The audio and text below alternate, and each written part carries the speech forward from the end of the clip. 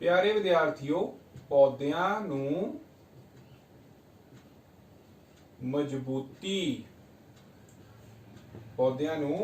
मजबूती प्रदान करने वाले ते उन्हां नूं सुरक्षित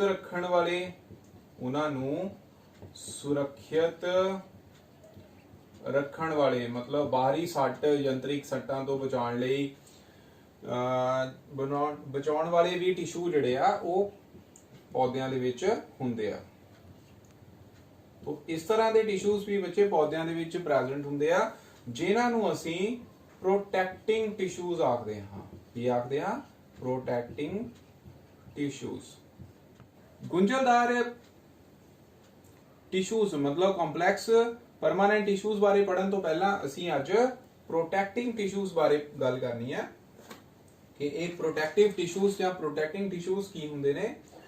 प्यारे विद्यार्थियों, ये वो सैलां दा समूह हुंदा है, नोट करो, ये वो सैलां दा समूह हुंदा है जिन्हां दी सैल कंध बहुत मोटी हुंदी है, बहुत मोटी हुंदी है। नोट करो कि ये वो सैलां दा समूह है जिन्हां दी सैल कंध की है बहुत मोटी हुंदी है। और कित्थे पाए जांदे हैं? ये जड़ां, तने अते पत्तियां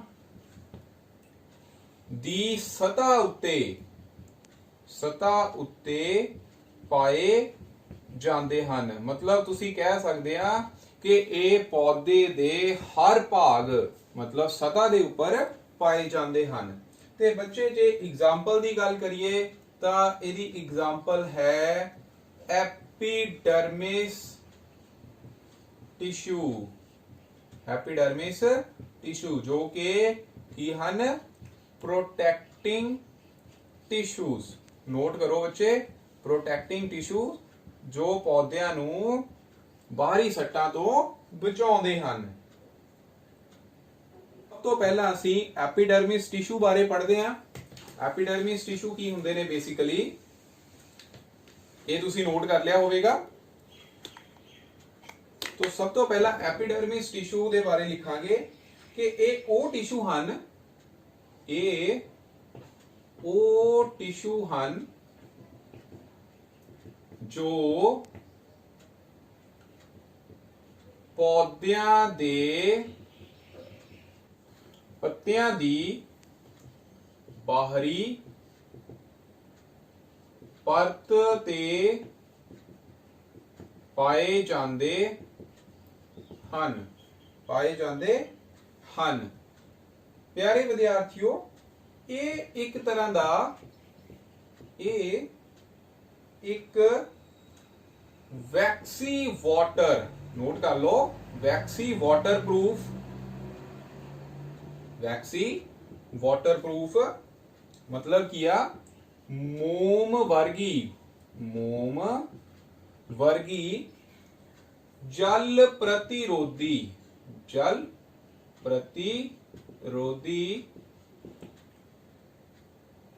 तय बनाउंदे हन। विद्यार्थियों नोट करो, इन्हां उपर की है जल प्रतिरोधी तय हुंदी है। विद्यार्थियों एक बार फिर इत्थे हैडिंग दे दो, थल्लियों मैं साफ कर देता हूं। एपिडर्मिस टिश्यू जो की हुंदे ने protecting tissues, epidermal layers as protecting covering. ठीक है बच्चे, एपिडर्मिस जो ने ये ज्यादातर एक तही हुंदे हन, मींस सिंगल लेयर्ड। ते प्यारे विद्यार्थियों, कई पौधे खुश्क थावां विच हुंदे हन ते उत्थे सिंगल लेयर की जगह वो मल्टी लेयर्ड भी हो सकते हैं। उस तो बाद बच्चे नैक्सट पॉइंट है ये तय पौधे दी बाहरी ਸਤ੍ਹਾ ਨੂੰ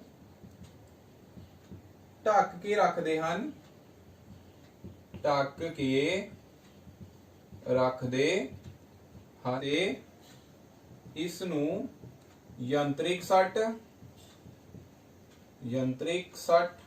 ਪਰਜੀਵੀ ਉੱਲੀਆਂ ਦੇ ਹਮਲੇ ਅਤੇ ਪਾਣੀ ਦੀ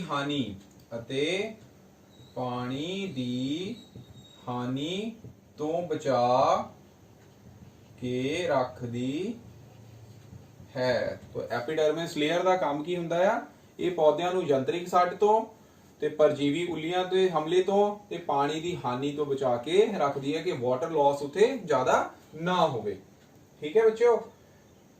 ਤੇ ਇੱਕ ਗੱਲ ਹੋਰ ਹੈ ਬੱਚੇ, ਇਹਦੇ ਐਪੀਡਰਮਿਸ ਸੈੱਲ ਜਿਹੜੇ ਨੇ ਜ਼ਿਆਦਾਤਰ ਚਪਟੇ ਹੁੰਦੇ ਆ। ਜ਼ਿਆਦਾਤਰ ਐਪੀਡਰਮਿਸ ਸੈੱਲ, ਅਗਲਾ ਪੁਆਇੰਟ ਹੈ, ਜ਼ਿਆਦਾਤਰ ਐਪੀਡਰਮਿਸ ਸੈੱਲ ਚਪਟੇ ਹੁੰਦੇ ਹਨ। ਪਿਆਰੇ ਵਿਦਿਆਰਥੀਓ, ਇਹ ਪੁਆਇੰਟ ਵੀ ਨੋਟ ਕਰੋ। ਇਹ ਜ਼ਿਆਦਾਤਰ ਸੈੱਲ ਇਸ ਦੇ ਕੀ ਹੁੰਦੇ ਹਨ? ਚਪਟੇ ਹੁੰਦੇ ਹਨ। ਔਰ ਇਹਨਾਂ ਦੇ ਬਾਹਰੀ ਕਿਨਾਰੇ ਵਾਲੀਆਂ ਭਿੱਤੀਆਂ, ਅਗਲਾ ਪੁਆਇੰਟ ਨੋਟ ਕਰੋ। ਮੈਂ ਉੱਪਰ ਵਾਲਾ ਪੁਆਇੰਟ ਰਬ ਕਰਨ ਲੱਗਾ, ਮੈਨੂੰ ਲੱਗਦਾ ਤੁਸੀਂ ਲਿਖ ਲਿਆ ਹੋਵੇਗਾ। तो नेक्स्ट पॉइंट जो है वो की है कि इस दियां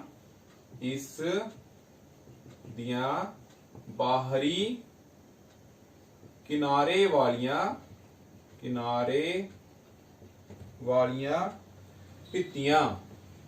वालियां भित्तियां अंदरूनी भित्तियां तो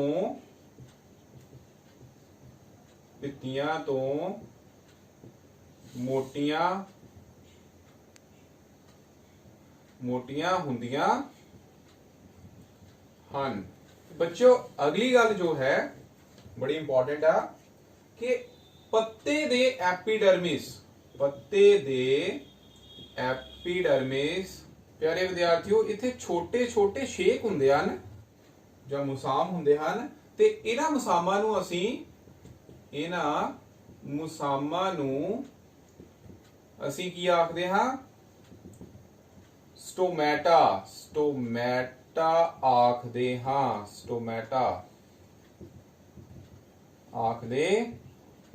ਹਾਂ। ਬੱਚਿਓ ਨੋਟ ਕਰੋ ਕਿ ਇਹਨਾਂ ਐਪੀਡਰਮਿਸ ਸੈੱਲ ਦੇ ਉੱਪਰ ਕੀ ਹੁੰਦਾ ਹੈ? ਛੋਟੇ ਛੋਟੇ ਮੁਸਾਮ ਹੁੰਦੇ ਨੇ, ਮੁਸਾਮਦਾਰ ਹੁੰਦੇ ਤੇ ਉਹ ਮੁਸਾਮਾਂ ਨੂੰ ਅਸੀਂ ਕੀ ਕਹਿੰਦੇ ਆ? ਸਟੋਮੈਟਾ ਐਕਚੁਅਲ ਵਿੱਚ ਪਲੂਰਲ ਵਰਡ ਹੈ। प्यारे विद्यार्थियों, स्टोमेटा ਦਾ ਸਿੰਗੂਲਰ ਜੋ ਹੈ ਸਟੋਮਾ ਹੁੰਦਾ। ਠੀਕ ਹੈ, ਸਿੰਗੂਲਰ ਕੀ ਹੈ? ਸਟੋਮਾ। प्यारे विद्यार्थियों, ਇਹ ਸਟੋਮੈਟਾ ਗੁਰਦੇ ਦੇ ਆਕਾਰ ਵਰਗੇ ਸੈੱਲਾਂ ਨਾਲ ਘਿਰੇ ਹੁੰਦੇ ਹਨ ਜਿਨ੍ਹਾਂ ਨੂੰ ਅਸੀਂ ਕੀ ਆਖਦੇ ਹਾਂ? ਗਾਰਡ ਸੈਲਸ ਆਖਦੇ ਹਾਂ। ਪਿਆਰੇ ਵਿਦਿਆਰਥੀਓ, ਇਹਨਾਂ ਨੂੰ ਕੀ ਆਖਦੇ ਆ? ਗਾਰਡ ਸੈਲਸ ਆਖਦੇ ਹਾਂ। ਠੀਕ ਹੈ, ਆਓ ਇਸ ਨੂੰ ਅਸੀਂ ਚਿੱਤਰ ਦੇ ਰਾਹੀਂ ਸਮਝਦੇ ਹਾਂ। ਤੇ ਪਿਆਰੇ ਵਿਦਿਆਰਥੀਓ, ਇਹ ਹੈ ਸਟੋਮੈਟਾ ਦਾ ਚਿੱਤਰ। ਇਸ ਫਿਗਰ ਦੇ ਵਿੱਚ ਤੁਸੀਂ ਦੇਖ ਸਕਦੇ ਆ, ਇਹਦੇ ਵਿੱਚ ਇਹ ਸਟੋਮੈਟਾ ਬੰਦ ਹੈ। देखिए स्टोमैटा ਦੀ ਸ਼ੇਪ ਹੈ, ਆ ਵੀ ਸਟੋਮੈਟਾ ਦੀ ਸ਼ੇਪ ਹੈ ਤੇ ਇਹਦੇ ਵਿੱਚ ਬੇਸਿਕਲੀ ਕੀ ਆ ਸਟੋਮੈਟਾ ਇਹ ਅੱਗੇ ਫਰਦਰ ਜਿਹੜੇ ਗਾਰਡ ਸੈਲਸ ਦੇ ਨਾਲ ਘਿਰਿਆ ਹੋਇਆ, ਮਤਲਬ ਰੱਖਿਅਕ ਕੋਸ਼ਿਕਾਵਾਂ ਦੇ ਨਾਲ। ਠੀਕ ਹੈ, ਤੇ ਇਸ ਤੋਂ ਬਾਅਦ ਜਿਹੜੇ ਨੇ ਬਾਹਰ ਵਾਲੇ ਸੈਲਸ, ਇਹਨਾਂ ਨੂੰ ਅਸੀਂ ਗੌਣ ਕੋਸ਼ਿਕਾਵਾਂ ਆਖਦੇ ਹਨ। ਠੀਕ ਹੈ, ਅੱਗੇ ਫਰਦਰ ਜਿਹੜੇ ਵਾਧੂ ਸੈਲਸ ਹੁੰਦੇ ਉਹਨਾਂ ਨੂੰ ਕੀ ਆ? ਗੌਣ ਕੋਸ਼ਿਕਾਵਾਂ ਆਖਦੇ ਹਨ। ਤੇ ਇਸੇ ਤਰ੍ਹਾਂ ਬੱਚੇ ਇਹ ਹੈ ਸਟੋਮੈਟਾ ओपन, मतलब खुला होया। स्टोमैटा बंद और यह है स्टोमैटा ओपन। ते बच्चों ज्यादातर की हुंदा दिन दे समय स्टोमैटा जिहड़े आ वो खुले रहिंदे आ इस तरह। ठीक है, इन्हां दे मूंह खुले हुंदे हन ते रात समय की आ बंद हो जाते हैं। पर कुछ पौधों नूं छड्ड के जिवें कि सैकुलेंट प्लांट्स उन्हां नूं छड्ड के बाकी जिहड़े सारे पौधे ने उन्हां दे विच जो स्टोमैटा ने दिन दे टाइम खुले हुंदे आ ते रात दे टाइम वो की हो जाते ने? ਬੰਦ ਹੁੰਦੇ ਨੇ। ਠੀਕ ਹੈ ਬੱਚਿਓ। ਤੇ ਪਿਆਰੇ ਵਿਦਿਆਰਥੀਓ, ਸਟੋਮੈਟਾ ਦੇ ਕਾਰਜਾਂ ਬਾਰੇ ਤੁਸੀਂ ਸਾਰੇ ਜਾਣਦੇ ਹੋ। ਐਕਚੁਅਲ ਵਿੱਚ ਇਹਨਾਂ ਦਾ ਕੰਮ ਪ੍ਰਕਾਸ਼ ਸੰਸਲੇਸ਼ਨ ਵਿਧੀ ਵਿੱਚ ਗੈਸਾਂ ਦਾ ਆਦਾਨ ਪ੍ਰਦਾਨ ਕਰਨਾ ਹੁੰਦਾ ਹੈ, ਮੇਨ ਕੰਮ ਜੋ ਹੈ। ਤੇ ਇਹਨਾਂ ਦਾ ਕੰਮ ਟਰਾਂਸਪੀਰੇਸ਼ਨ ਵੀ ਕਰਨਾ ਹੁੰਦਾ ਹੈ, ਮਤਲਬ ਵਾਸ਼ਪ ਉਤਸਰਜਨ। ਤੇ ਪਿਆਰੇ ਵਿਦਿਆਰਥੀਓ, ਟਰਾਂਸਪੀਰੇਸ਼ਨ ਮਤਲਬ ਵਾਸ਼ਪ ਉਤਸਰਜਨ ਬਾਰੇ ਤੁਸੀਂ 6th ਕਲਾਸ ਤੋਂ ਪੜ੍ਹਦੇ ਆ ਰਹੇ ਹੋ। ਇਹਦਾ ਮਤਲਬ ਕੀ ਹੁੰਦਾ ਹੈ, ਤੁਸੀਂ 6ਵੀਂ ਕਲਾਸ ਦੇ ਵਿੱਚ ਇੱਕ ਐਕਟੀਵਿਟੀ ਵੀ ਕੀਤੀ ਸੀ, ਜਿਸ ਐਕਟੀਵਿਟੀ ਦੇ ਵਿੱਚ ਤੁਸੀਂ ਗਮਲੇ ਦੇ ਵਿੱਚ ਇੱਕ ਪੌਦਾ ਰੱਖਿਆ ਸੀ। ਉਸ ਪੌਦੇ ਦੇ ਪੱਤਿਆਂ ਨੂੰ, ਕੁਝ ਪੱਤਿਆਂ ਨੂੰ ਪੋਲੀਥੀਨ ਦੇ ਨਾਲ ਕਵਰ ਕੀਤਾ ਸੀ ਕਿ ਆਫਟਰ ਸਮ ਟਾਈਮ, ਮਤਲਬ 3-4 ਆਵਰਸ ਦੇ ਬਾਅਦ ਉਸ ਪੋਲੀਥੀਨ ਦੇ ਵਿੱਚ ਵਾਟਰ ਵੇਪਰਸ ਜਿਹੜੇ ਸੀ ਉਹ ਆ ਗਏ ਸੀ, ਮਤਲਬ ਵਾਸ਼ਪ ਜੋ ਨੇ ਉਹ ਇਕੱਠੇ ਹੋ ਗਏ ਸੀ। ਤਾਂ ਉਸ ਨੂੰ ਅਸੀਂ ਵਾਸ਼ਪ ਉਤਸਰਜਨ ਕਹਿੰਦੇ ਕਿ ਪੌਦੇ ਕੀ ਕਰਦੇ ਨੇ, ਪੌਦੇ ਜਿੰਨਾ ਪਾਣੀ ਉਹਨਾਂ ਨੂੰ ਭੋਜਨ ਬਣਾਉਣ ਲਈ ਚਾਹੀਦਾ ਹੁੰਦਾ ਹੈ ਉਨਾ ਉਹ ਯੂਜ਼ ਕਰ ਲੈਂਦੇ ਨੇ, ਤੇ ਵਾਧੂ ਪਾਣੀ ਅਰਾਊਂਡ 70 to 80% ਪਾਣੀ ਜਿਹੜਾ ਆ ਉਹ ਹਵਾ ਦੇ ਵਿੱਚ, ਵਾਯੂਮੰਡਲ ਦੇ ਵਿੱਚ ਛੱਡ ਦਿੰਦੇ ਨੇ। ਉਹਨੂੰ ਅਸੀਂ ਵਾਸ਼ਪ ਉਤਸਰਜਨ ਆਖਦੇ ਹਨ। ਠੀਕ ਹੈ। ਤੇ ਪਾਣੀ ਬੱਚੇ ਆਇਆ ਕਿੱਥੋਂ? ਪਾਣੀ ਜੜ੍ਹਾਂ ਤੋਂ ਆਂਦਾ। ਤਾਂ ਇਹਦਾ ਮਤਲਬ ਇੱਥੇ ਐਸਪੀਰੇਸ਼ਨ ਕਰਕੇ ਹੀ ਪਾਣੀ ਜੋ ਹੈ ਉਹ ਪੌਦਿਆਂ ਵਿੱਚ ਜੜ੍ਹਾਂ ਤੋਂ ਉੱਪਰ ਵੱਲ ਵੱਧਦਾ ਹੈ ਤੇ ਉਹਦੀ ਐਬਜ਼ੌਰਪਸ਼ਨ ਹੁੰਦੀ ਹੈ, ਮਤਲਬ ਉਹ ਪਾਣੀ ਗ੍ਰਹਿਣ ਕਰਦੇ ਹਨ। ਠੀਕ। ਤੇ ਪਿਆਰੇ ਵਿਦਿਆਰਥੀਓ, ਐਪੀਡਰਮਿਕ ਟਿਸ਼ੂ ਜੋ ਨੇ ਉਹ ਪੌਦਿਆਂ ਦੀ ਜੜ੍ਹਾਂ ਦੇ ਉੱਪਰ ਹੇਅਰ ਲਾਈਕ ਪ੍ਰੋਜੈਕਸ਼ਨਸ ਹੁੰਦੀਆਂ, ਮਤਲਬ ਬਾਲਾਂ ਵਰਗੀਆਂ ਸੰਰਚਨਾਵਾਂ ਹੁੰਦੀਆਂ, ਬਾਲ ਜਾਂ ਨਿਕਲੇ ਹੁੰਦੇ ਆ। ਤੁਸੀਂ ਇਮੇਜ ਵਿੱਚ ਸਕਰੀਨ ਦੇ ਉੱਪਰ, ਤੁਹਾਡੀ ਸਕਰੀਨ ਦੇ ਉੱਪਰ ਇਮੇਜ ਵੀ ਦਿਖਾਈ ਦੇ ਰਿਹਾ, ਉਸ ਨੂੰ ਦੇਖੋ ਤੇ ਉਹਦੇ ਵਿੱਚ ਤੁਸੀਂ ਦੇਖ ਸਕਦੇ ਜੜ੍ਹਾਂ ਦੇ ਵਿੱਚ ਕੀ ਹੈ, ਬਾਲਾਂ ਵਰਗੀਆਂ ਸੰਰਚਨਾਵਾਂ ਨੇ। ਇਸ ਦਾ ਕੰਮ ਕੀ ਹੁੰਦਾ? ਇਸ ਨਾਲ ਪਾਣੀ ਗ੍ਰਹਿਣ ਕਰਨ ਵਿੱਚ ਹੈਲਪ ਮਿਲਦੀ ਹੈ। ਕਾਰਨ ਕੀ ਹੁੰਦਾ? ਇਹਨਾਂ ਸੰਰਚਨਾਵਾਂ ਕਰਕੇ ਜੜ੍ਹਾਂ ਦਾ ਖੇਤਰਫਲ ਜੋ ਹੈ ਉਹ ਵੱਧ ਜਾਂਦਾ ਹੈ, ਤੇ ਜਿਹਦੇ ਕਰਕੇ ਉਹ ਜ਼ਿਆਦਾ ਤੋਂ ਜ਼ਿਆਦਾ ਪਾਣੀ ਜਿਹੜਾ ਹੈ ਉਹ ਗ੍ਰਹਿਣ ਕਰ ਸਕਦੀਆਂ ਨੇ। ਠੀਕ ਹੈ ਬੱਚੇ, ਪਾਣੀ ਗ੍ਰਹਿਣ ਕਰਨ ਵਿੱਚ ਮਦਦ ਹੁੰਦੀ ਹੈ। ਤੇ ਪਿਆਰੇ ਵਿਦਿਆਰਥੀਓ, ਰੇਗਿਸਤਾਨ ਵਿੱਚ ਹੋਣ ਵਾਲੇ ਪੌਦਿਆਂ ਵਿੱਚ ਕਿਊਟਿਨ ਨਾਮ ਦਾ CUTIN ਕਿਊਟਿਨ ਨਾਮ ਦਾ ਇੱਕ ਰਸਾਇਣਿਕ ਪਦਾਰਥ ਹੁੰਦਾ ਹੈ, ਜੋ ਕਿ ਜਿਸ ਦਾ ਕੰਮ ਕੀ ਹੁੰਦਾ ਹੈ, ਵਾਟਰ, ਇਸ ਦੀ ਪਿਆਰੇ ਵਿਦਿਆਰਥੀਓ ਵਾਟਰ ਪ੍ਰੂਫਿੰਗ ਕੁਆਲਿਟੀ ਹੁੰਦੀ ਆ। ਮਤਲਬ ਇਹ ਪਾਣੀ ਨੂੰ ਪੌਦਿਆਂ ਦੇ ਵਿੱਚੋਂ ਬਾਹਰ ਜਾਣ ਨਹੀਂ ਦਿੰਦਾ ਹੈ। ਤੇ ਪਿਆਰੇ ਵਿਦਿਆਰਥੀਓ, ਇਸ ਦਾ ਮਤਲਬ ਹੋਇਆ thickness of cuticular layer is inversely proportional to transpiration, is inversely proportional to transpiration means ਜਿੰਨੀ ਉਹਦੀ ਥਿਕਨੈਸ ਜ਼ਿਆਦਾ ਹੋਏਗੀ ਉਨੀ ਟਰਾਂਸਪੀਰੇਸ਼ਨ, ਮਤਲਬ ਵਾਟਰ ਲਾਸ ਜਿਹੜਾ ਆ ਉਹ ਘੱਟ ਹੋਣਾ ਹੈ ਉੱਥੇ। तो ਪਿਆਰੇ ਵਿਦਿਆਰਥੀਓ, ਨੇਚਰ ਦਾ ਇੱਕ ਬੈਲੈਂਸ ਬਣਿਆ ਹੋਇਆ ਕਿ ਜਿੱਥੇ ਪਾਣੀ ਦੀ ਕਮੀ ਹੁੰਦੀ ਹੈ ਉੱਥੇ ਉਦਾਂ ਦੇ ਪੌਦੇ ਉਗਦੇ ਹਨ ਜਿਨ੍ਹਾਂ ਦੀ ਟਰਾਂਸਪੀਰੇਸ਼ਨ ਬਹੁਤ ਘੱਟ ਹੁੰਦੀ ਹੈ, ਮਤਲਬ ਉਹਨਾਂ ਦੇ ਵਿੱਚ ਗੋਣੀ ਇਦਾਂ ਦੇ ਹੁੰਦੇ ਆ, ਉਹਨਾਂ ਵਿੱਚ ਟਿਸ਼ੂਜ਼ ਇਦਾਂ ਦੇ ਪ੍ਰੈਜ਼ੈਂਟ ਹੁੰਦੇ ਨੇ ਜੋ ਜਿਨ੍ਹਾਂ ਵਿੱਚ ਪਾਣੀ ਦੀ ਲੂਜ਼ਿੰਗ ਕੈਪੈਸਿਟੀ ਜਿਹੜੀ ਆ ਉਹ ਘਟ ਜਾਂਦੀ ਹੈ। ਪਿਆਰੇ ਵਿਦਿਆਰਥੀਓ, ਜਿਵੇਂ ਜਿਵੇਂ ਪਲਾਂਟ ਵੱਧਦਾ ਹੈ ਉਦਾਂ ਕੀ ਹੈ, ਪ੍ਰੋਟੈਕਟਿਵ ਟਿਸ਼ੂਜ਼ ਜਿਹੜੇ ਨੇ ਉਹਨਾਂ ਦੇ ਵਿੱਚ ਵੀ ਚੇਂਜਸ ਆਉਂਦੀਆਂ ਜਾਂਦੀਆਂ। ਵਿਦਿਆਰਥੀਓ, ਮੈਨੂੰ ਆਸ ਹੈ ਕਿ ਤੁਹਾਨੂੰ ਇਹ ਸਟੋਮੈਟਾ ਓਪਨਿੰਗ ਤੇ ਸਟੋਮੈਟਾ ਕਲੋਜ਼ ਦਾ ਫੰਕਸ਼ਨ ਪਤਾ ਲੱਗ ਗਿਆ ਹੋਵੇਗਾ ਕਿ ਦਿਨ ਦੇ ਟਾਈਮ ਸਟੋਮੈਟਾ ਜੋ ਹੈ ਖੁੱਲ ਜਾਂਦੇ ਆ ਤੇ ਰਾਤ ਦੇ ਟਾਈਮ ਇਹ ਕੀ ਆ, ਬੰਦ ਹੋ ਜਾਂਦੇ ਨੇ। ਠੀਕ ਹੈ। ਔਰ ਸਟੋਮੈਟਾ ਗਾਰਡ ਸੈਲਸ ਦੇ ਨਾਲ ਘਿਰੇ ਹੁੰਦੇ ਨੇ। ਪਿਆਰੇ ਵਿਦਿਆਰਥੀਓ, ਅਸੀਂ ਹੁਣ ਤੱਕ ਪ੍ਰੋਟੈਕਟਿਵ ਟਿਸ਼ੂਜ਼ ਮੀਨਸ ਰੱਖਿਆਤਮਕ ਟਿਸ਼ੂਜ਼ ਬਾਰੇ ਪੜਿਆ ਤੇ ਸਪੋਰਟਿੰਗ ਟਿਸ਼ੂਜ਼ ਬਾਰੇ ਪੜਿਆ ਤੇ ਉਹਨਾਂ ਦੀਆਂ ਕੈਟਾਗਰੀਜ਼ ਬਾਰੇ ਪੜਿਆ ਕਿ ਸਪੋਰਟਿੰਗ ਟਿਸ਼ੂ ਮੇਨਲੀ 3 ਤਰ੍ਹਾਂ ਦੇ ਹੁੰਦੇ ਹਨ, ਪੈਰਨਕਾਈਮਾ, ਕੋਲਨਕਾਈਮਾ ਤੇ ਸੈਕਲੇਰਨਕਾਈਮਾ। ਇਹ ਤਿੰਨੋਂ ਪਰਮਾਨੈਂਟ ਟਿਸ਼ੂਜ਼ ਸਿੰਪਲ ਟਿਸ਼ੂਜ਼ ਹੁੰਦੇ ਹਨ, ਮੀਨਸ ਸਰਲ ਸਥਾਈ ਟਿਸ਼ੂਜ਼। ਇਹਨਾਂ ਨੂੰ ਸਰਲ ਸਥਾਈ ਟਿਸ਼ੂ ਇਸ ਲਈ ਆਖਦੇ ਹਨ ਕਿਉਂਕਿ ਇਹ ਸਾਰੇ ਇੱਕ ਹੀ ਤਰ੍ਹਾਂ ਦੇ ਸੈੱਲਾਂ ਤੋਂ ਬਣੇ ਹੁੰਦੇ ਹਨ। ਵਿਦਿਆਰਥੀਓ, ਸਥਾਈ ਟਿਸ਼ੂਜ਼ ਦੀ 3rd ਕੈਟਾਗਰੀ ਹੈ ਕੰਡਕਟਿੰਗ ਟਿਸ਼ੂਜ਼ ਮੀਨਸ ਵਹਿਣੀ ਟਿਸ਼ੂ। ਆਓ ਇਹਨਾਂ ਬਾਰੇ ਜਾਣਦੇ ਹਾਂ ਕਿ ਕੀ ਇਹ ਵੀ ਸਰਲ ਸਥਾਈ ਟਿਸ਼ੂ ਹੁੰਦੇ ਹਨ ਜਾਂ ਫਿਰ ਗੁੰਝਲਦਾਰ ਸਥਾਈ ਟਿਸ਼ੂਜ਼ ਮੀਨਸ ਕੰਪਲੈਕਸ ਟਿਸ਼ੂਜ਼। ਆਓ ਇਹਨਾਂ ਬਾਰੇ ਜਾਣਦੇ ਹਾਂ ਤੇ ਇਹਨਾਂ ਦੇ ਕਾਰਜਾਂ ਬਾਰੇ ਵੀ ਸਮਝਦੇ ਹਾਂ। ਪਿਆਰੇ ਵਿਦਿਆਰਥੀਓ, ਆਓ ਹੁਣ ਅਸੀਂ ਨੈਕਸਟ ਟੌਪਿਕ ਕਰਦੇ ਹਾਂ ਜੋ ਕਿ ਹੈ complex permanent tissue. Complex permanent tissue ਜਿਸ ਦਾ ਮਤਲਬ ਹੁੰਦਾ ਹੈ ਗੁੰਝਲਦਾਰ ਸਥਾਈ ਟਿਸ਼ੂਜ਼। ਗੁੰਝਲਦਾਰ ਸਥਾਈ ਟਿਸ਼ੂ। ਇਹਨਾਂ ਨੂੰ ਅਸੀਂ ਕੰਡਕਟਿੰਗ ਟਿਸ਼ੂ ਵੀ ਆਖਦੇ ਹਾਂ। ਕੀ ਆਖਦੇ ਹਾਂ?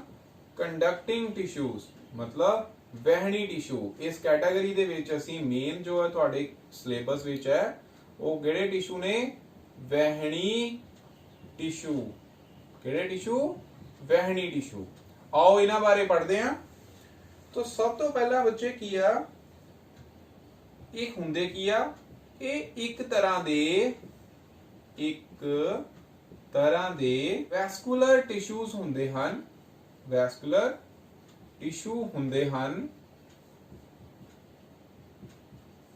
जो पानी अते घुले होए खनिज पदार्थां नूं पौधिਆਂ ਵਿੱਚ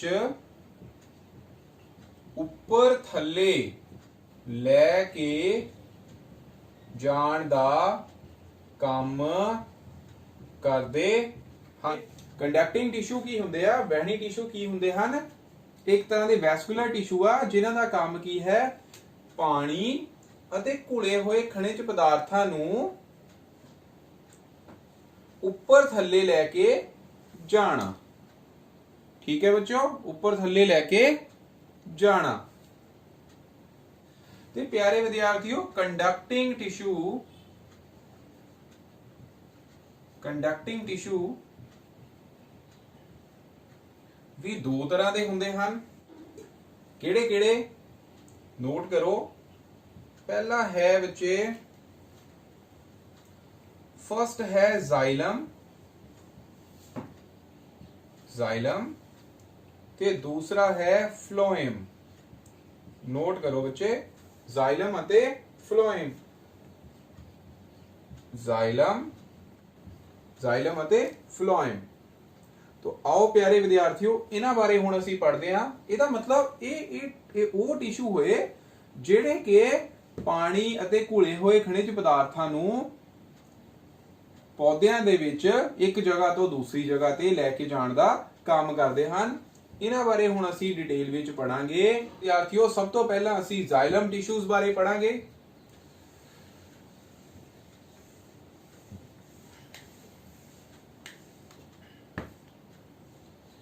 ਜ਼ਾइलम टिश्यू नोट करो। ਜ਼ਾइलम टिश्यूज मतलब पंजाबी च भी इनू असी ਜ਼ਾइलम ही लिखांगे। टिश्यू, ठीक है बच्चों। प्यारे विद्यार्थियों, ਜ਼ਾइलम वर्ड जो है ये ग्रीक वर्ड तो लिया गया, ਜ਼ਾइलोस। नोट करो, ਜ਼ਾइलोस, जिसका मतलब हुंदा है वुड। की मतलब हुंदा है? वुड। प्यारे विद्यार्थियों, ये हुंदे की आ? नोट करो, ये मोटी कंध वाले सैलां दा समूह हुंदा है। सैलां दा समूह हुंदा है। ये आम तौर ते मृतिक सैल हुंदे हन। ठीक है, सैलां दा समूह हुंदा है जो कि मृतिक सैल हुंदे हन। इन्हां दा कारज की हुंदा बच्चे? नोट करो, की कारज हुंदा है? ये आम तौर ते पानी अते विचों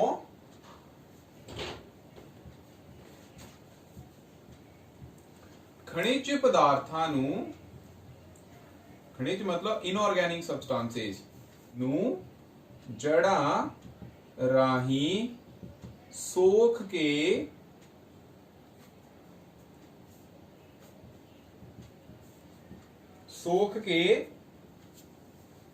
पौधे दे होर तक पहुंचाउंदे हन। Xylem tissues are further composed of elements of different kinds. Xylem tissues ਵਿੱਚ ਟ੍ਰੈਕਿਡੀਜ਼, ਵੈਸਿਲਸ ਤੇ ਜ਼ਾਈਲਮ ਪੈਰਨਕਾਈਮਾ ਹੁੰਦੇ ਹਨ। ਟ੍ਰੈਕਿਡੀਜ਼ ਇੱਕ ਲੰਬੂਤਰੇ ਮ੍ਰਿਤਿਕ ਸੈੱਲ ਹੁੰਦੇ ਹਨ ਜਿਨ੍ਹਾਂ ਦੀਆਂ ਕੈਵਿਟੀਜ਼ ਵੱਡੀਆਂ ਹੁੰਦੀਆਂ ਹਨ ਅਤੇ ਇਹਨਾਂ ਵਿੱਚ ਕੁਝ ਨਹੀਂ ਹੁੰਦਾ। ਇਹਨਾਂ ਦਾ ਕੰਮ ਮਕੈਨੀਕਲ ਸਪੋਰਟ ਦੇਣਾ ਹੁੰਦਾ ਹੈ। ਇਸ ਦਾ ਚਿੱਤਰ ਤੁਸੀਂ ਆਪਣੀ ਸਕਰੀਨ ਉੱਪਰ ਦੇਖ ਸਕਦੇ ਹੋ। ਉਸ ਤੋਂ ਬਾਅਦ ਹੈ ਵੈਸਿਲਸ। ਵੈਸਿਲਸ ਇਹ ਲੰਬੇ ਇੱਕ ਟਿਊਬ ਦੀ ਸ਼ਕਲ ਵਰਗੇ ਹੁੰਦੇ ਹਨ ਜੋ ਕਿ ਪਾਣੀ ਅਤੇ ਘੁਲੇ ਹੋਏ ਖਣਿਜਾਂ ਨੂੰ ਢੋਣ ਦਾ ਕੰਮ ਕਰਦੇ ਹਨ। ਤੇ ਲਾਸਟ ਹੈ ਜ਼ਾਈਲਮ ਪੈਰਨਕਾਈਮਾ। ਇਹਨਾਂ ਵਿੱਚ ਭੋਜਨ ਜਮਾ ਰਹਿੰਦਾ ਹੈ ਅਤੇ ਇਹ ਪਾਣੀ ਨੂੰ ਕਿਨਾਰਿਆਂ ਵੱਲ ਲੈ ਕੇ ਜਾਣ ਦਾ ਕੰਮ ਕਰਦੇ ਹਨ। ਵਿਦਿਆਰਥੀਓ, ਸੈਕਿੰਡ ਟਾਈਪ ਦੇ ਕੰਡਕਟਿੰਗ ਟਿਸ਼ੂ ਹੁੰਦੇ ਆ ਫਲੋਇਮ ਟਿਸ਼ੂਜ਼। ਐਕਚੁਅਲੀ ਫਲੋਇਮ ਵਰਡ ਫਿਲੋਸ ਵਰਡ ਤੋਂ ਆਇਆ ਮੀਨਸ ਬਾਰਕ। ਜੇ ਫਲੋਇਮ ਟਿਸ਼ੂਜ਼ ਦੇ ਕਾਰਜਾਂ ਦੀ ਗੱਲ ਕਰੀਏ ਤਾਂ ਇਹ ਜ਼ਾਈਲਮ ਟਿਸ਼ੂਜ਼ ਦੇ ਉਲਟ ਦੋਵੇਂ ਦਿਸ਼ਾਵਾਂ ਵਿੱਚ ਪਦਾਰਥਾਂ ਦੀ ਗਤੀ ਕਰ ਸਕਦਾ ਹੈ। ਫਲੋਇਮ ਪੱਤਿਆਂ ਤੋਂ ਭੋਜਨ ਨੂੰ ਪੌਦੇ ਦੇ ਭਿੰਨ-ਭਿੰਨ ਭਾਗਾਂ ਤੱਕ ਪਹੁੰਚਾਉਂਦਾ ਹੈ। ਇਹ ਪਹਿਲਾਂ ਹੀ ਬਣੇ ਹੋਏ ਭੋਜਨ ਨੂੰ ਨਵੇਂ ਪੱਤਿਆਂ ਤੱਕ ਉੱਪਰ ਵੱਲ ਵੀ ਪਹੁੰਚਾਉਣ ਦਾ ਕੰਮ ਕਰਦਾ ਹੈ।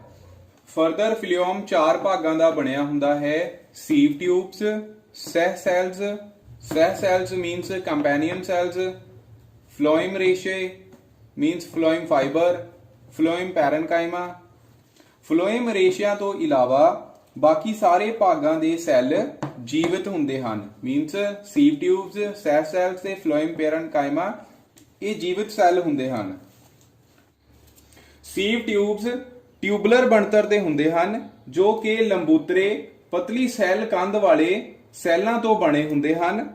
ਸੀਵ ਟਿਊਬ ਸੈੱਲਾਂ ਦੀਆਂ ਸਿਰੇ ਵਾਲੀਆਂ ਕੰਧਾਂ ਤੇ ਛੋਟੇ-ਛੋਟੇ ਛੇਕ ਹੁੰਦੇ ਹਨ ਜਿਨ੍ਹਾਂ ਨੂੰ ਸੀ ਪਲੇਟਸ ਆਖਦੇ ਹਾਂ, ਜੋ ਕਿ ਤੁਸੀਂ ਸਕਰੀਨ ਉੱਪਰ ਇਮੇਜ ਵਿੱਚ ਦੇਖ ਸਕਦੇ ਹੋ।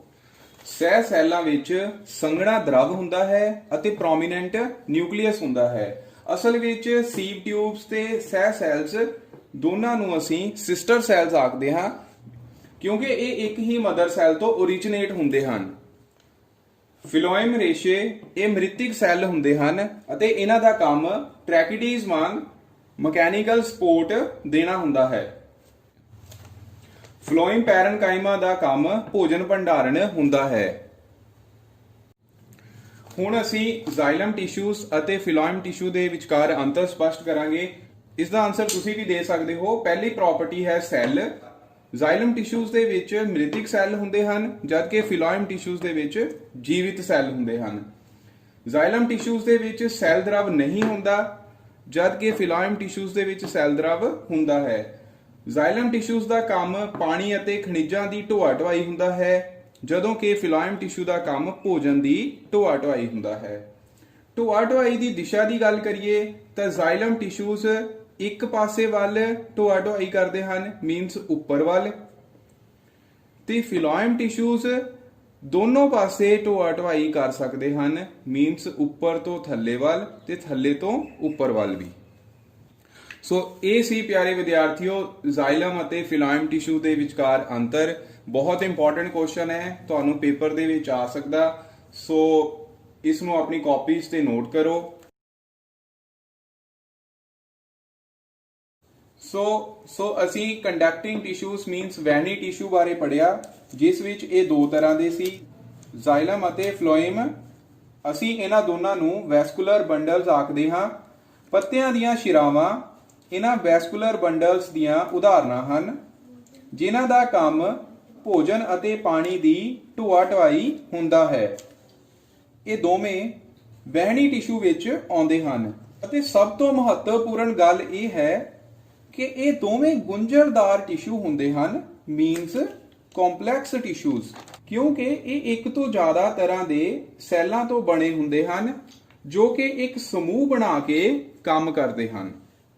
ਦੂਸਰੇ ਪਾਸੇ ਪੈਰਨਕਾਈਮਾ, ਕੋਲਨਕਾਈਮਾ ਅਤੇ ਸੈਕਲੇਰਨਕਾਈਮਾ ਇਹ ਇੱਕ ਤਰ੍ਹਾਂ ਦੇ ਸੈੱਲਾਂ ਦੇ ਸਮੂਹ ਤੋਂ ਬਣਦੇ ਹਨ ਸੋ ਪਿਆਰੇ ਵਿਦਿਆਰਥੀਓ, ਅਸੀਂ ਟਿਸ਼ੂਜ਼ ਬਾਰੇ ਪੜ੍ਹਿਆ ਕਿ ਇਹ ਇੱਕ ਤਰ੍ਹਾਂ ਦੇ ਸੈੱਲਾਂ ਦੇ ਸਮੂਹ ਤੋਂ ਬਣਦੇ ਹਨ ਜੋ ਕਿ ਇੱਕ ਖਾਸ ਕੰਮ ਕਰਦੇ ਹਨ। Means tissues are the group of similar cells perform common specialised function.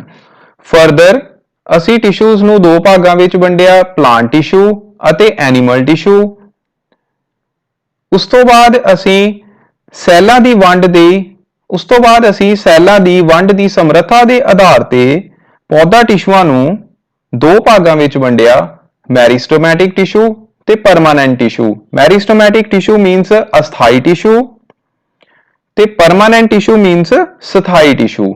ਮੈਰਿਸਟੋਮੈਟਿਕ tissue ਬਾਰੇ ਅਸੀਂ ਕੀ ਪੜਿਆ? ਜੀ ਹਾਂ, ਬਿਲਕੁਲ ਤੁਸੀਂ ਠੀਕ ਸੋਚਿਆ। ਇਹ ਉਹ ਟਿਸ਼ੂ ਹੁੰਦੇ ਹਨ ਜਿਹੜੇ ਟਿਸ਼ੂ ਮਲਟੀਪਲਾਈ ਹੋ ਕੇ ਨਵੇਂ ਸੈੱਲਾਂ ਦਾ ਨਿਰਮਾਣ ਕਰਦੇ ਹਨ। ਮੈਂ ਪਹਿਲਾਂ ਹੀ ਦੱਸ ਕੇ ਹਟਿਆ ਕਿ ਇਹ ਉਹ ਟਿਸ਼ੂ ਹੁੰਦੇ ਹਨ ਜੋ ਮਲਟੀਪਲਾਈ ਹੋ ਕੇ ਨਵੇਂ ਸੈੱਲਾਂ ਦਾ ਨਿਰਮਾਣ ਕਰਦੇ ਹਨ। ਇਹ ਪੌਦਿਆਂ ਦੀ ਹਰੇਕ ਵਾਧੇ ਵਾਲੀ ਥਾਂ ਤੇ ਪਾਏ ਜਾਂਦੇ ਹਨ, ਜਿਵੇਂ ਕਿ ਜੜ੍ਹਾਂ, ਤਣੇ ਅਤੇ ਟਾਹਣੀਆਂ ਦੇ ਸਿਖਰ ਤੇ। ਫਰਦਰ ਇਹਨਾਂ ਪੌਦਿਆਂ ਵਿੱਚ ਇਹਨਾਂ ਟਿਸ਼ੂ ਦੀ ਥਾਂ ਦੇ ਆਧਾਰ ਤੇ ਅਸੀਂ ਇਹਨਾਂ ਨੂੰ ਤਿੰਨ ਪਾਰਟ ਵਿੱਚ ਵੰਡਿਆ ਸੀ, ਐਪੀਕਲ, ਲੇਟਰਲ ਅਤੇ ਇੰਟਰਕਲੇਰੀ। ਮੀਨਸ ਸਿਖਰੀ ਅਸਥਾਈ ਟਿਸ਼ੂ, ਬਗਲੀ ਅਸਥਾਈ ਟਿਸ਼ੂ ਅਤੇ ਅੰਤਰਵੇਸ਼ੀ ਅਸਥਾਈ ਟਿਸ਼ੂ। ਫਿਰ ਅਸੀਂ ਅਸਥਾਈ ਟਿਸ਼ੂਜ਼ ਦੇ ਕਰੈਕਟਰਿਸਟਿਕਸ ਬਾਰੇ ਪੜ੍ਹਿਆ ਕਿ ਇਹਨਾਂ ਦੇ ਸੈੱਲ ਛੋਟੇ ਹੁੰਦੇ ਹਨ, ਸੈੱਲ ਕੰਧ ਪਤਲੀ ਹੁੰਦੀ ਹੈ, ਕੇਂਦਰਕ ਵੱਡਾ ਹੁੰਦਾ ਹੈ, ਰਸਦਾਨੀਆਂ ਨਹੀਂ ਹੁੰਦੀਆਂ ਹਨ। ਇਹਨਾਂ ਦੇ ਸੈੱਲ ਇੱਕ ਦੂਸਰੇ ਨਾਲ ਟਾਈਟਲੀ ਪੈਕਡ ਹੁੰਦੇ ਹਨ। ਮੀਨਸ ਇਹਨਾਂ ਵਿੱਚ ਇੰਟਰਸੈਲੂਲਰ ਸਪੇਸਿੰਗ ਬਹੁਤ ਘੱਟ ਹੁੰਦੀ ਹੈ। ਇਹ ਵਿਭਾਜਨ ਕਰਦੇ ਹਨ ਅਤੇ ਨਵੇਂ ਸੈੱਲਾਂ ਦਾ ਨਿਰਮਾਣ ਕਰਦੇ ਹਨ। ਸੋ ਇਹ ਨਵੇਂ ਬਣੇ ਸੈੱਲ ਇੱਕ ਮੈਚਿਓਰ ਸਥਾਈ ਸੈੱਲਾਂ ਵਿੱਚ ਬਦਲ ਜਾਂਦੇ ਹਨ, ਜਿਨ੍ਹਾਂ ਨੂੰ ਅਸੀਂ ਪਰਮਾਨੈਂਟ ਟਿਸ਼ੂ ਆਖਦੇ ਹਨ। ਮੀਨਸ ਸਥਾਈ ਟਿਸ਼ੂ। ਫਰਦਰ ਅਸੀਂ ਤੇ ਕਾਰਜਾਂ ਦੇ ਆਧਾਰ ਤੇ ਪਰਮਾਨੈਂਟ ਟਿਸ਼ੂ ਨੂੰ ਅਸੀਂ ਤਿੰਨ ਭਾਗਾਂ ਵਿੱਚ ਵੰਡਿਆ ਸੀ, ਪ੍ਰੋਟੈਕਟਿਵ ਟਿਸ਼ੂ, ਸਪੋਰਟਿੰਗ ਟਿਸ਼ੂ ਤੇ conducting tissue. Protective tissues means epidermal tissues, supporting tissues mean simple permanent tissue ਜੋ ਕਿ ਇੱਕ ਤਰ੍ਹਾਂ ਦੇ ਸੈੱਲਾਂ ਤੋਂ ਮਿਲ ਕੇ ਬਣਦੇ ਹਨ। ਇਹਨਾਂ ਨੂੰ ਫਰਦਰ ਅਸੀਂ ਤਿੰਨ ਭਾਗਾਂ ਵਿੱਚ ਵੰਡਿਆ, ਪੈਰਨਕਾਈਮਾ, ਕੋਲਨਕਾਈਮਾ ਤੇ ਸੈਕਲੇਰਨਕਾਈਮਾ। ਇਹਨਾਂ ਦੇ ਕਰੈਕਟਰਿਸਟਿਕਸ ਵੀ ਪੜ੍ਹੇ ਸੀ। ਇਸ ਤੋਂ ਬਾਅਦ ਅਸੀਂ ਕੰਪਲੈਕਸ ਪਰਮਾਨੈਂਟ ਟਿਸ਼ੂਜ਼ ਮੀਨਸ ਗੁੰਝਲਦਾਰ ਸਥਾਈ ਸੈੱਲਾਂ ਬਾਰੇ ਪੜ੍ਹਿਆ, ਇਹਨਾਂ ਨੂੰ ਅਸੀਂ ਵੈਸਕੂਲਰ ਟਿਸ਼ੂਜ਼ ਵੀ ਆਖਦੇ ਹਾਂ। ਇਹ ਬੇਸਿਕਲੀ ਇੱਕ ਤੋਂ ਜ਼ਿਆਦਾ ਤਰ੍ਹਾਂ ਦੇ ਸੈੱਲਾਂ ਤੋਂ ਮਿਲ ਕੇ ਬਣਦੇ ਹਨ, ਇਸ ਕਰਕੇ ਇਹਨਾਂ ਨੂੰ ਕੰਪਲੈਕਸ ਪਰਮਾਨੈਂਟ ਟਿਸ਼ੂ ਆਖਦੇ ਹਨ। ਇਹਨਾਂ ਦੀਆਂ ਫਰਦਰ ਅਸੀਂ ਦੋ ਟਾਈਪਸ ਕੀਤੀਆਂ ਸੀ, ਜ਼ਾਈਲਮ ਟਿਸ਼ੂਜ਼, ਫਿਲੋਇਮ ਟਿਸ਼ੂਜ਼। ਜ਼ਾਈਲਮ ਟਿਸ਼ੂਜ਼ ਦਾ ਕੰਮ ਪਾਣੀ ਅਤੇ ਖਣਿਜ ਪਦਾਰਥਾਂ ਦਾ ਆਦਾਨ ਪ੍ਰਦਾਨ ਕਰਨਾ ਹੁੰਦਾ ਹੈ, ਜੋ ਕਿ ਇੱਕ ਦਿਸ਼ਾ ਵਿੱਚ ਹੁੰਦਾ ਹੈ, ਮੀਨਸ ਜੜ੍ਹਾਂ ਤੋਂ ਉੱਪਰ ਵੱਲ। ਤੇ ਫਿਲੋਇਮ ਟਿਸ਼ੂ ਦਾ ਕੰਮ ਭੋਜਨ ਦਾ ਆਦਾਨ ਪ੍ਰਦਾਨ ਕਰਨਾ ਹੁੰਦਾ ਹੈ।